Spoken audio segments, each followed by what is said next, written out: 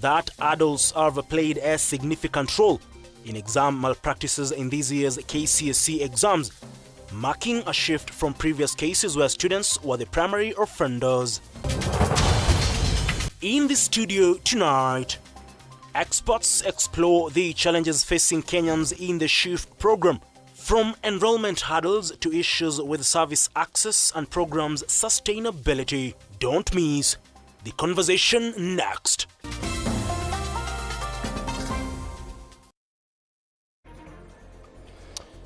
Now, welcome. I am Ian Kitani. Remember, you can watch this particular bulletin live across our social media platforms at K24 TV.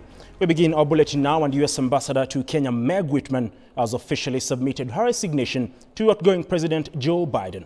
A prominent businesswoman and billionaire, Whitman made history as only the second woman to hold the position of U.S. Ambassador to Kenya. Her resignation comes just ahead of Donald Trump's inauguration as the 47th President of the United States in January 2025. And as Alan Owino now reports, the embassy will now be under the leadership of Charge d'Affaires Mark Dillard. And the results. In a press statement, Whitman explained her decision to step down, citing the expected changes following Trump's return to the White House. During her tenure, Whitman focused on strengthening the U.S.-Kenya relationship, particularly in trade, agriculture, technology, and health. But her tenure was far from without controversy, with a number of incidents casting a shadow over her diplomatic career. One of the most contentious moments occurred during the 2022 Devolution Conference, where Whitman publicly supported President William Ruto's administration. Her comments praising the transparency of the 2022 elections angered opposition leaders, particularly ODM leader Raila Odinga, who accused Ruto's government of interfering with the elections. The elections were observed by international and local election organizations, and the results were upheld by the Kenyan Supreme Court. Odinga and his supporters saw Whitman's remarks as interference in Kenyan affairs and accused her of favoring President William Ruto. At one point, Odinga even called for Whitman's removal, warning her to refrain from commenting on Kenya's domestic politics. You want to tell a rogue ambassador, leave Kenyans alone. If Mandamano can lead to a dialogue between Ichungwa and Kalonzo, everything is good with Mandamano. The controversies continued as Whitman spoke on governance and corruption, issues that some Kenyans felt were beyond an ambassador's role. While her advocacy for democracy resonated with some, others saw her comments as unwelcomed criticism of Kenya's sovereignty, leading to public outcry and calls for her ouster. Kenya is not a colony of the United States. Keep your mouth shut when you're here. Otherwise, we will call for your recall back to your country. As a staunch defender of Ruto's presidency, Whitman faced criticism for not addressing human rights abuses, such as the abductions and disappearances of citizens during the Gen Z protests. Her silence on these issues further fueled discontent, particularly among civil society groups and opposition figures. Kenyan politicians and diplomats have never taken such positions on American elections, imperfect and indecisive as they have been, from the Bush, Al Gore, to the Biden-Trump. Our foreign friends and our foreign partners to get involved in those domestic conversations. We appreciate the support they have given us in the past, and what we are calling upon them is to continue to be consistent. Some of the rights that are being trampled upon in Kenya are rights that were borrowed from the U.S. Constitution. Despite these challenges, Whitman remained confident in the future of U.S.-Kenya relations. In her farewell message, she expressed optimism that the 60-year partnership between the two nations would continue to bring prosperity, security, and democracy.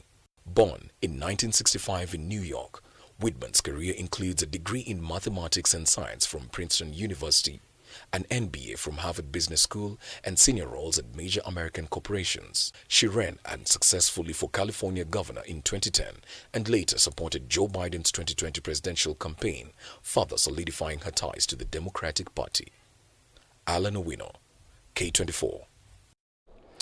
To matters education now, and student leaders from various universities have vowed to protest come Monday if the government does not resolve the lecturers' strike. They say the strike has severely disrupted their studies, with more than 50% of the coursework unfinished. Frustrated by the situation, students are now demanding that the government refund part of the fees they've paid, as they have not attended any classes this semester. 18 days since another round of lecturers' protest began, students from various universities expressed frustration as more than 50% of their coursework is unfinished, yet some have paid fees. We are supposed to start our exams 1st of December, and I've just studied 3 topics. How am I going to do an exam? 2 months introduction, that tunaona lecturers wameenda strike. Some taka tufanyaje? We are spending a lot of money to stay here at the school. Nothing we are doing. What is the future holding for us? We cannot be in school spending money, and at the end of the day, we are not being taught. Even help you have not released to us. So most of our students are worried, and some are even ready and willing to go back home. And we are scared that if they go home, they won't come back, and some of them will even drop out. Before the end of this week, we shall walk to those doors and those offices, to the CS for Education, to the place of higher learning, and even to all the top admins, and even sit with WASO leaders, so that we now mediate. We will now be the Kofi Annans and set a solution towards this problem that is really affecting us. They have now warned of a strike come Monday if the government fails to resolve the lecturers' strike. From Monday, if the lecturers will not resume back and attend the lectures, then we are going to join them in the streets. If this continues, we shall come out as comrades to defend our lecturers. The VCs should advocate for the government to give the lecturers the money that they should be paid. Comrades power. Because we know very well that these lecturers, even if we coerce them to come to class, they will teach us when they are moody. And some of us, when under those circumstances, people will get marks and grades that they do not deserve. The frustrated students are now demanding that the government refund part of the fees, as they have not attended any classes this semester. The fees that our parents are paying are a lot. So they're even asking, once the semester is extended, will they add extra fees, or will the government or the school or the administration or the lecturers allow us to extend the semester for free? Others worry that the ongoing disruption will delay their graduation. We have already calculated the graduation dates, which is next year. See, everyone is hoping to graduate next year. Yes. Who is ready to extend? As tensions continue to rise, the students are calling for both sides to come to the table and negotiate an amicable resolution before things escalate further. Harriet Chimea, K24. Now, from tertiary to secondary, it is now evident that adults have been majorly involved in exam malpractices in this year's KCSE exams. This, according to Education CS Julius Migos, who says this is contrary to previous cases where students were the main culprits. Additionally, several students in Garissa, Nyamira, Nandi and Baringo counties have been arrested after they were found with phones inside examination rooms. Electine Odera tells us more. This year's KCSE exam cheating cases seem to be taking a different turn. Unlike before, where students were the main culprits, this time, adults have been caught red-handed. There are a number of arrests that have taken place in CIR. There were a number of arrests that took place in Eldoret, and all of them relate to adults. According to Education CS Julius Migos, the number of adults involved in exam cheating is high. Students are not really part and parcel of that particular syndicate. Speaking while distributing exam papers at the Kenya National Examination Council's container at the Kabete County Commissioner's Office in Kiambu County, Migos said they will release statistics on exam malpractices immediately after the exams. We'll be able to reveal the extent of the cartels that are involved in these particular attempts. And once we determine, we'll then be able to proceed with the prosecutions and ensure that whoever is involved faces the full force of the law. In reported cheating cases, 2 students from Hiya School in Garissa County and St. Mary's School in Baringo County were arrested after being found in possession with mobile phones in the exam room. In Nandi County, Center Manager, Supervisor and 2 invigilators at Kimemei Mixed Secondary School have been arrested after a CRE paper 1 of a candidate was found circulating on social media. In Nyamira County, a candidate at Sironga High School was found chewing a piece of paper. When an exam officer approached, the paper was not found, and as the exam was nearing completion, the student collapsed and was taken to a nearby health center. Electin Odera, K24 TV.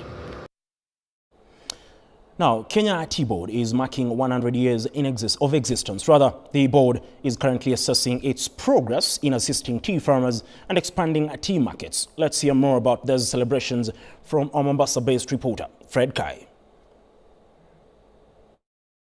Thank you so much, Ian. From studio, we are coming live at Mombasa County, whereby we are going to be joined by the Kenya Board CEO, Willie Mutai, to just give us a brief on what we should expect from tomorrow to Saturday. There's a lot of activities whereby they will be conducted here at Mombasa County, whereby they're going to celebrate 100 years of tea selling and tea growing in the country. Maybe we just joined by the CEO himself. Maybe just give us a brief, if you welcome here near me, give us a brief about the conference from today. What are we going to expect from tomorrow going forward?